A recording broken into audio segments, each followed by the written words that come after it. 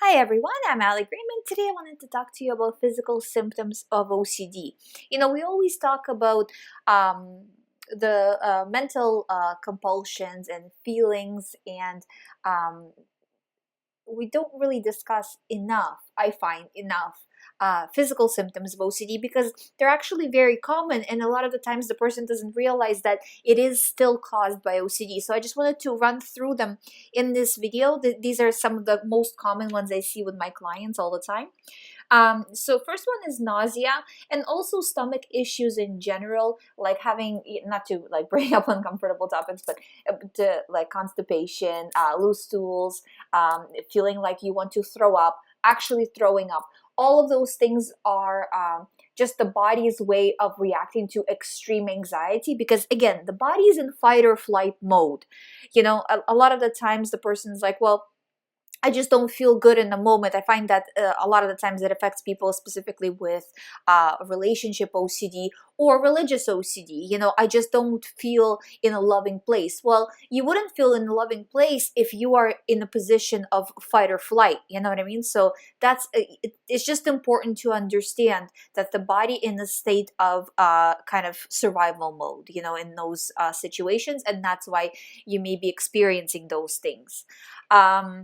Another common OCD physical symptom is headaches.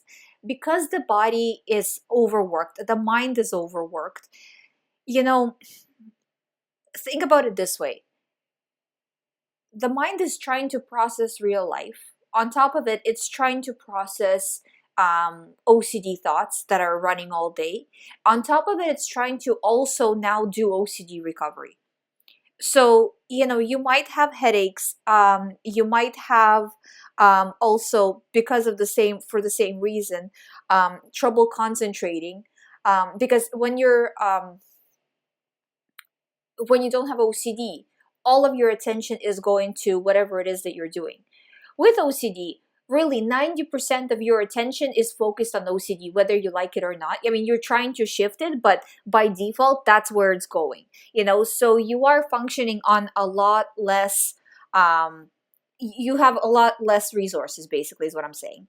And also with that, there's memory issues. There is trouble. Another big thing is trouble sleeping. I find that that's very, very common. And again, this can go either way.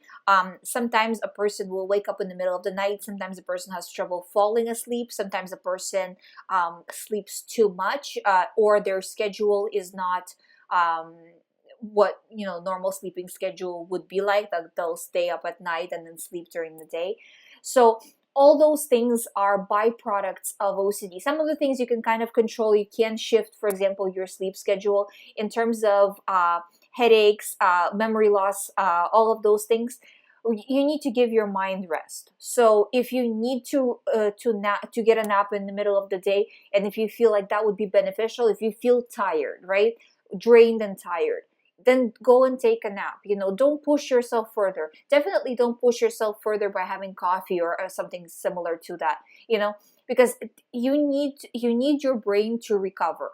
You're doing ERP, and the brain is taking what you're doing and actually reprogramming itself. It's not a metaphysical thing. There's an actual physical processes that are taking place, and you need to respect that and allow your brain to do that, and it needs the best possible circumstances to do that. So don't overload yourself. I find when people are specifically putting too much pressure on themselves to get things done in the course of a day, when at the same time they're trying to recover, overall it becomes too much.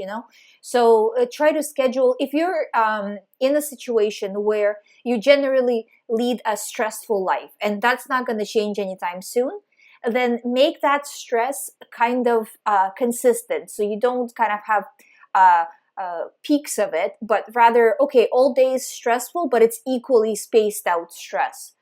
And whatever you can delegate to somebody else, or just push on to the next day or the next week, so you don't, say for example, if you have to do appointments, right, and you don't have to schedule all of your appointments in the same day. You can schedule them throughout the week, so you don't have to push yourself to that limit where your mind is going really, really, really fast, then the appointments are done, for example, in this example, and then there's nothing there. It creates kind of empty space, gets filled up with OCD, you're too tired, you're not reacting correctly, reassurance behavior happens, and it's not, you need to be in the space where you are focused and you can maintain recovery process by disregarding. And to disregard, you have to have brain resources to do so. So however that works for you in your lifestyle, you have to find a way to be able to do that, So if you feel like you're overwhelmed and you can't think straight, well, you have to scale down. If you feel like, sometimes you just get overwhelmed, then you need to even it out more. If you feel like you're just not getting enough sleep and it's becoming a problem, find a way to get more sleep, So, but making the recovery and everything that has to do with recovery, such as these changes, a priority, I hope you find these videos helpful. If you would like to do the recovery program, as always, all the information is on youhaveocd.com. Please subscribe. I'll see you in the next video.